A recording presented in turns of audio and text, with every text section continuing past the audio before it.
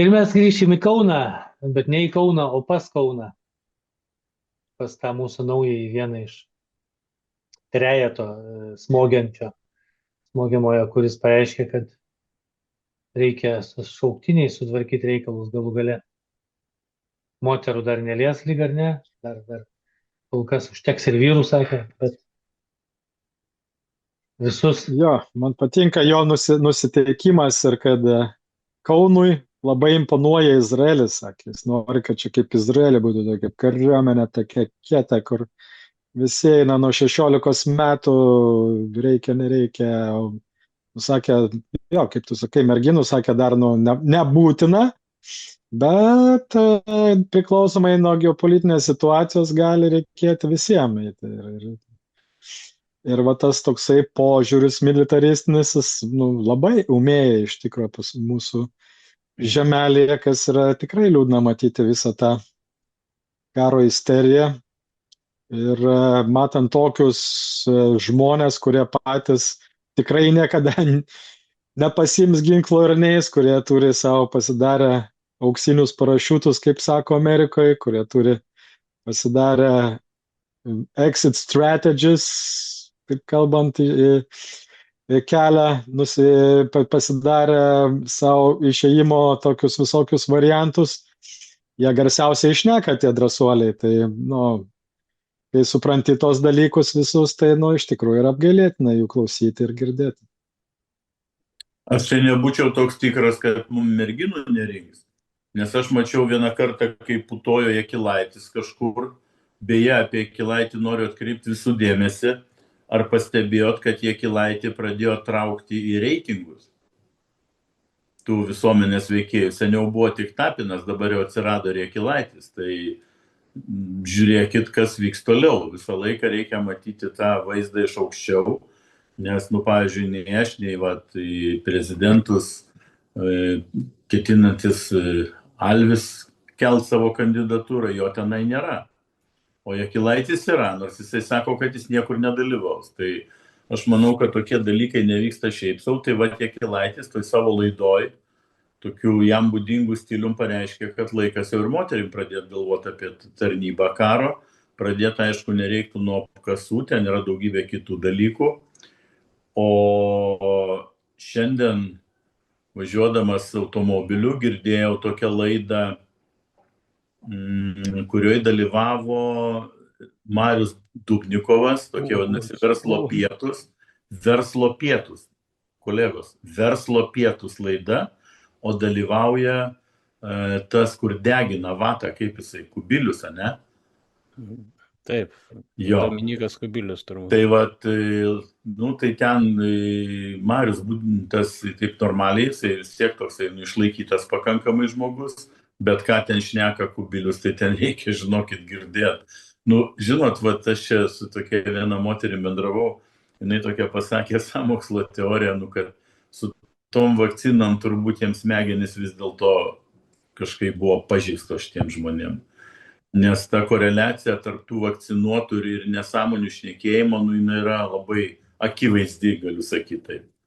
Tai aš manau, kad pritariu, ką sakai tu, Viktorai, kad ta karo psichozė, jinai nerimsta, jinai auga netgi.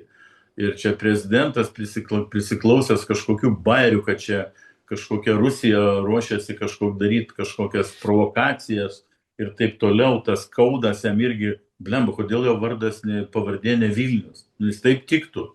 Vilnius, ten viskas būtų inline, kaip sako vilniečiai. Bet jis irgi, čia mes visi ruošiamės, čia sustiprintos visur apsaugos, tada išeina kariuomenės vadas Vaišnoras ir sakė, mes neturim jokių indikacijų. Kažkoks, čia panašiai, žinot, kaip mes praeitoj laidoj kalbėjom apie CŽV kalėjimą.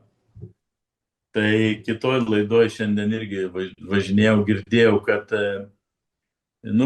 prezidentas, kaip kalbėjom, pasakė, kad nėra kalėjimo ir nėra ką tirti. Tai dabar aš girdžiu iš Seimo tokius gandus, kad lyg tai ruošiasi atnaujinti Seimo komisiją šitiem dalykam ištirti. nes dabar jau yra akivaizdu, kad kažkokie piliečiai yra gavę juodus pinigus už šitos dalykus. Tai vat būtų tikrai labai įdomu išgirsti, kas čia iš tikrųjų vyko tais 2005 berods ar 2006 metais. Dabar gerai nepamenu. Tai pas mus valstybėje va taip yra. Vieni kalba vieną, kiti kitą. Čia, kaip žinot, kaip su orų prognozėm. Jeigu nelis, tai švies saulė. Jeigu švies saulė, tai jeigu nešvies saulė, tai gali lyti. Tai visada kažkurie būna teisūs. Ir tada jie sako, aha, mes sakėm, kad tai bus. Taip. Tai kaip ir su Rusijos puolimu. Jie visada sako, Rusija puls, bet gali ir nepulti. Jie taip ir sako, Rusija puls ir tai vadina, tai ekspertų yra vertinimai. Taip, Rusija gali pulti 27, bet gali ir 28, tačiau gali ir nepulti. Aš tikrai juodu ant baltų tokį tekstą skaičiau. Taip, galėtų, bet kiek. Rusijai reiktų, kadangi čia mus kaltina, tai Rusija turbūt mūsų laidas tikrai žiūri, tai mes turėtume jiems nusiųsti tokią žinią, kad jie pakentėtų bent iki 32 metų. Todėl, kad tankai, už kuriuos mes sumokėjom jau arba mokam, bus pagaminti pagal planą 30, o realiai 32.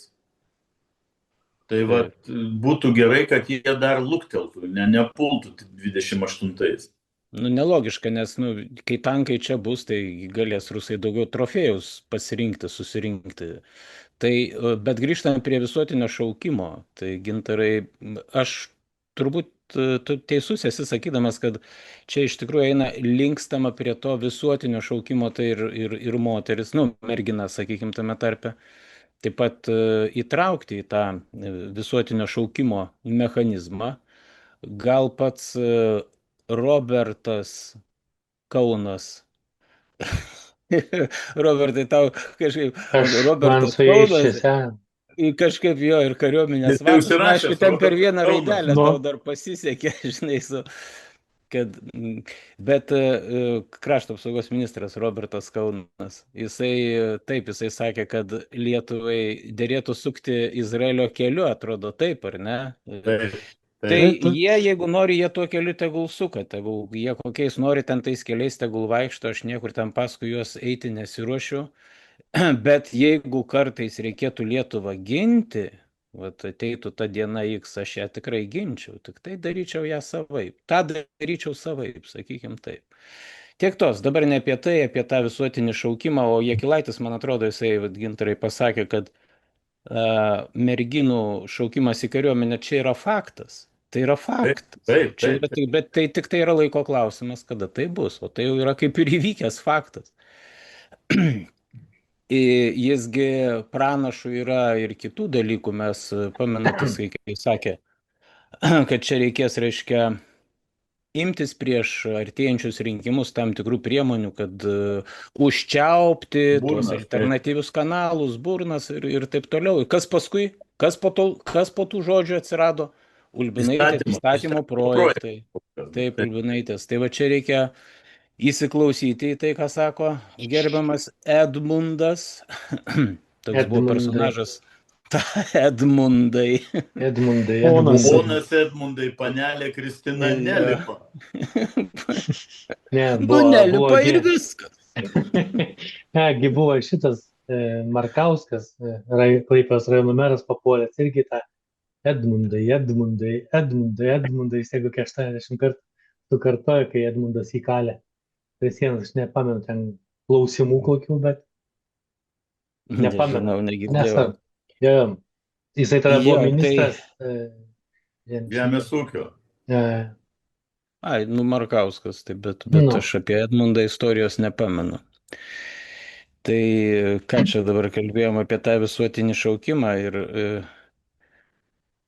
Žiūrėkit, kaip spauda paskelbė, kaip aš šiandien dalinausi vieno antraštę, neiškentėjau, turiu prisipažinti ir pasidalinau, tai jeigu kaip 15, kaip sakau, ta valstybinė žiniasklaida atliko ten tokius tyrimus ir nustatė, kad kas 5 yra vatnikas, tai reiškia 80% yra tų teisingų ir antraštę skaitant supras, kad tie teisingi kabutėse tai yra lietuviai. Nes ten pirmas sakinys yra kas penktas, reiškia, yra vatnikas, o antras sakinys lietuvis nebegali tylėti, tai jau nebetelpa galvoje. Tai tu supras, kad tie, kurie yra vatnikai, tokie kaip mes, kur mums klijuojamos etiketės, jau taip tarp eilučių pasako, kad jie net ne lietuviai, arba jų mes negalime laikyti lietuviais, nes tik lietuviai negali tylėti, matydami tokią tai situaciją. Bet kaip ir sakiau, tai manęs tie skaičiai nestebina, mes nekartą tiksliau esam savo laidose svarstę apie tos nuošimčius, kokia čia ta dalis Lietuvos visuomenės yra daugiau mažiau blaiviai mąstanti, kritiškai mąstanti, atspari tai valstybinės žiniasklaidos propagandai, tai mes panašiai apie tokį skaičių, čia aišku 20% čia yra labai gerai, sakykime, ar ne, mūsų tais preliminariais vertinimais mes lyg mažesnius skaičius buvom įsivardinę. Tai Kaunui Robertui galima pasakyti, kad tikrai bus Robertas Kaunas, viskas viename egzemplioriui, beje, Robertas Kaunas. Čia tu specialiai taip dabar aš galvoju, gal ne? O mes Čia- vatnikai. Tai jau visai. Aš kadangi ruošiuosi rinkimams, tai aš taip turiu biškį Tu iš Vilniaus, prisižiūrėti eilutę, kaip sakoma. Linoja apykaklėtojas yra toksai irgi variantas. Tai bus, kas paskui tą Kauną eina tuo Izraelio keliu ir tegul eina. Ir gal ta prasme yra gerai, kad kai palies kuo daugiau žmonių visą šitą jų mėsmalę, gal tada pradės žmonės. Dabar, žinai, kol čia visi šneka, bla bla bla bla bla, nesakai, Gintarai, nebus nieko. Nu, žiūrėk, su nekilnojamu turtu palėtė visus, ne? Tai kaip tau ten reakcija buvo? Ryški? Nebuvo jos iš vis. Nu, nebuvo. Tai nebuvo, tai čia Tiek lygiai buvo, taip tiek pat. buvo. Žiūrėk, lygiai ir tai čia taip nebus. Čia reakcija galbūt būtų tada, kai pradėtų karstai cinkuoti, važiuoti į Lietuvą. Va tada gal būtų reakcija. Iki Bet tol jau čia tada- nieko. O kitas Bet dalykas, vėl. aš to pasakysiu, čia yra plepalai. Visos šitos kalbos, kai čia kalba, čia yra plepalai. Arba toks pirstelėjimas į vandenį, žinai, burbulas toks didelis, o realiai ten nieko nėra.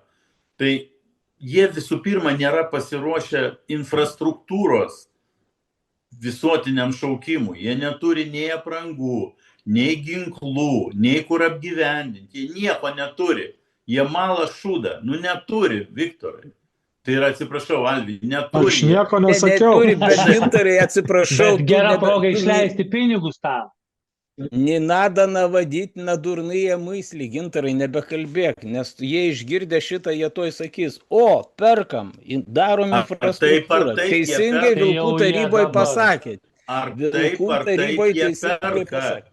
Pažiūrėk, dabar yra paskeltas konkursas tai rūdininkams, ne? Antras, atrodo, etapas. Ten yra 1,3 milijardo. 480 milijonų laimi įmonė prieš metus įkurta, kurioje dirba 4 darbuotojai ir jos įstatinis kapitalas yra 5 000. Tai va čia jie fantazijos, tai turi daugiau negu mes įsivaizduojam. Bet kad sukvies žmonės, tai tu turi turėti ir kareivinės, ir aprangą, viską, maitinimą, jie nieko šito neturi šiai dienai. Aukštų. Drebina tą orą ir nes ta psichozė, jinai, supranti, jinai leidžia, kaip pasakyti, žmonės neuždavinėja klausimų, kur pinigai, nes jie galvoja, kaip, baisu, blemba, karas. Tai yra turbūt pats baisiausias dalykas, ne? Nes po to žūtis prasideda ir taip toliau. Tai jie ramiai leidžia tos pinigėlius, nes jau dabar jie kalba, kad kitais metais jau reikia iki 6% nuo BVP kilstelt šitos skaičius. Tai jie tą ir padarys. Pažiūrėk, jie keičia konstituciją, konstitucijos išima straipsnius, hebrytės nutarimu. Vat mes čia taip susirinktume, sakytum, išimam iš konstitucijos straipsnių, išimam ir išimam. Tai čia apie tą šaukimą čia yra oro drebinimas grynas. Neskubėkim. Prastumsim Alvį į prezidentūrą ir išiminės. Jie iš tikrųjų, va jeigu Gintarai sakai, 6% jau kalba, man tada klausimas iš karto, o ką tie, reiškia, Robertas Kaunas, Gitanas Nausėda ir Kęstutis Budrys, Vaikšnoras. va ta trijulė graži, kur tokia graži foto nuotrauka, reiškia, jie pozuoja su tais įsisegę tuos ženkliukus 5%. Ką su tais ženkliukais daryti Pasikeis reikės? tos ženkliukus. Ai, Pasidarys antrą pasikeis, ženkliuką. nepagalvojau, +1. atsiprašau, Plius nepagalvojau. Aš vienas. galvojau, kad Žinai, kaip yra tokia linija sportinių rūbų. End one. Tai va tie šitą pasidarys. Užsidės O 5 kalbant- procentai end one.